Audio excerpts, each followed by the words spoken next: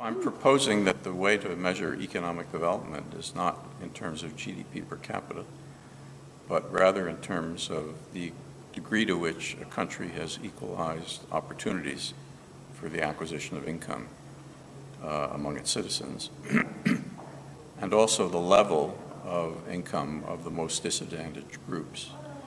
So equality of opportunity means that people should be not held responsible for the effect of circumstances beyond their control upon their livelihood. The most important circumstance which affects people's future income earning capacity is the kind of family they grew up in, the education of their parents and the wealth of their parents. And if you look at the income distribution of people who come from poorly educated families and poor families, and you compare it to the income distribution of children who came from well-educated families, you'll see very, very different income distributions.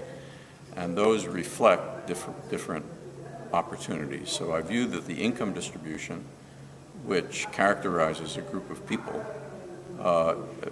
really summarizes the opportunities that are available to them. So a country achieves equality of opportunity to the extent that it makes those distributions much more similar. The countries in the world that have the best success in equalizing opportunities are the Nordic countries, Sweden, Denmark, Norway, and Finland. And the countries that are the worst are some of the developing countries, but also among the developed countries, the United States is actually the worst. That is to say, the opportunities for, if you look at the income distribution of people who come from uneducated families in the United States, it's much worse distribution than people who come from highly educated families. So the task of social policy, in my view, is to make those income distributions closer together by focusing policy on compensating people who have come from poorly educated homes.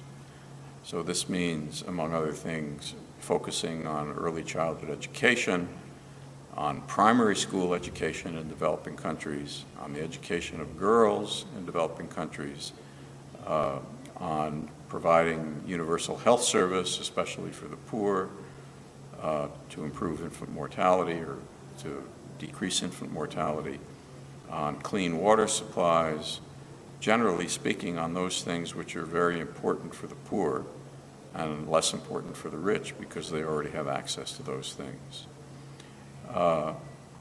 This idea contrasts with measuring economic development by GDP per capita, because GDP per capita can be high because there are a certain amount of fairly wealthy people in the country and upper middle class people who earn a lot of money.